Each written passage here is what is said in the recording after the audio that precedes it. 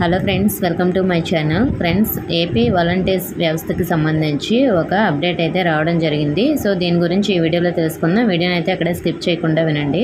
Friends, volunteers వ్యవస్థ ఉండొచ్చు, ఉండకపోవచ్చు అంటూ మంత్రి ఆనం రామనారాయణ రెడ్డి కీలక వ్యాఖ్యలు అయితే చేశారు. గతంలో ఇచ్చే విధానానికి భిన్నంగా జూలై 1 నుంచి పెన్షన్లు అందించనున్నాము. ప్రభుత్వ రంగంలో ఉద్యోగులుగా గుర్తించబడిన సచివాలయ ఉద్యోగులతో ఇంటింటికి పెన్షన్లు అందిస్తాము. వాలంటీర్ వ్యవస్థను పెన్షన్ల పంపిణీకి మేము ఉపయోగించుకోవడం లేదు. రాజీనామా చేసిన వాలంటీర్లపై ఒక విధానపరమైన నిర్ణయం తీసుకోవాలని అన్నారు.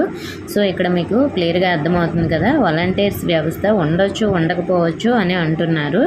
అంటే వాలంటీర్ వ్యవస్థ ఉండొచ్చు కానీ సో పాత వాళ్ళని తీసుకునే ఉద్దేశం అయితే లేనట్లు ఇక్కడ మనకి క్లియర్గా అయితే అర్థమవుతుంది. సో మనకి వ్యవస్థ అనేది తొలగించి మళ్ళీ మనకి కొత్తగా నోటిఫికేషన్ అయినా ఇవ్వచ్చు. దీనికి సంబంధించి మనకి అప్డేట్ వచ్చేసరికి లేట్ అవుతుందండి. సో మీకు ఎలాగో ఆగస్టు వరకు అయితే టైం ఉంది కదా, సో అప్పట్లోగా రాజీనామా చేయని వాళ్ళని కూడా తొలగించేయవచ్చు. నాకు నిన్న ఒకరు మెసేజ్ అయితే చేశారండి, నా జాబ్ పోయింది వాలంటీర్ జాబ్ అని విఆర్ఓ కాల్ చేశారు, మళ్ళీ అప్లై చేద్దామన్నా కూడా డిగ్రీ క్వాలిఫికేషన్ అడుగుతుంది అని అంటున్నారు. అంటే ఉన్న వాళ్ళని కూడా తీసేస్తున్నట్లు అర్థమైంది. సో మీరు కామెంట్ కూడా చూడొచ్చు లాస్ట్ వీడియోలో. సో దీనిపైన మీ అభిప్రాయం ఏంటో కామెంట్ చేయండి.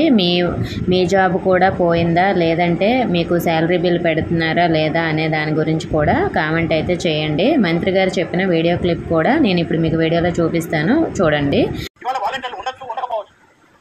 వాలంటీర్ల యొక్క వ్యవస్థని మేము ఈ సామాజిక పెన్షన్లకి ఉపయోగించుకోవడం లేదు. ఇప్పటికైతే ఈ అప్డేట్ అయితే వచ్చింది. అలాగే దీనికి సంబంధించి మీ అభిప్రాయం కూడా కామెంట్ చేయండి. పాత వాళ్ళని తీసేసి కొత్త నోటిఫికేషన్ ఇవ్వడం మంచిదా, లేదంటే పాత వాళ్ళని కొనసాగించడం మంచిదా?